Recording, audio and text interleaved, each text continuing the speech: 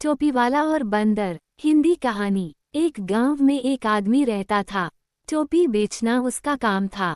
अपने गांव के साथ ही वह आसपास के दूसरे गांवों में भी घूम घूम कर टोपियां बेचा करता था।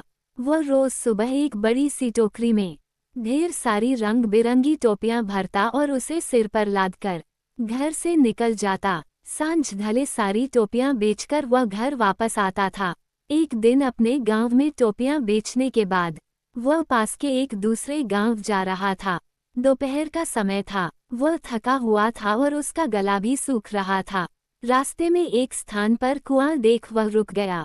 कुएं के पास ही बरगद का एक पेड़ था, जिसके नीचे उसने टोपियों की टोकरी रख दी और कुएं से पानी निकालकर पीने लगा।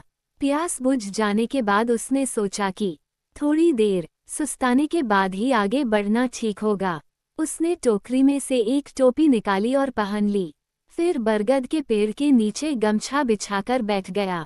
वह थका हुआ तो था ही, जल्दी ही उसे नींद आ गई।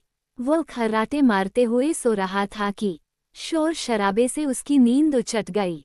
आंख खुली तो उसने देखा कि बरगद के पेड़ के ऊपर ढेर सारे बंदर उछल कूद कर रहे हैं। वह ये देखकर चकित रह गया कि उन सब बंदरों के सिर पर टोपियां थीं।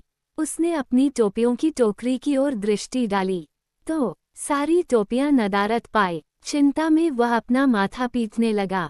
सोचने लगा कि अगर बंदर सारी टोपियां ले गए तो उसे बड़ा नुकसान हो जाएगा। उसे माथा पीटता देख बंदर भी अपना माथा पीटने लगे। बंदरों को नकल उतारने की आदत होती है। वे टोपी वाले की नकल उतार रहे थे। बंदरों को अपनी नकल उतारता देख टोपी वाले को टोपियां वापस प्राप्त करने का एक उपाय सूझ गया। उपाय पर अमल करते हुए उसने अपने सिर से टोपी उतारकर फेंक दी। फिर क्या था, बंदरों ने भी अपनी अपनी टोपियां उतारकर फेंक दी। टोपी वाले ने झटपट सारी टोपियां टोकरी में इकट्ठी की और आगे की राह पकड़ ली। कहानी से सीख। सूझबूझ से हर समस्या का हल निकाला जा सकता है।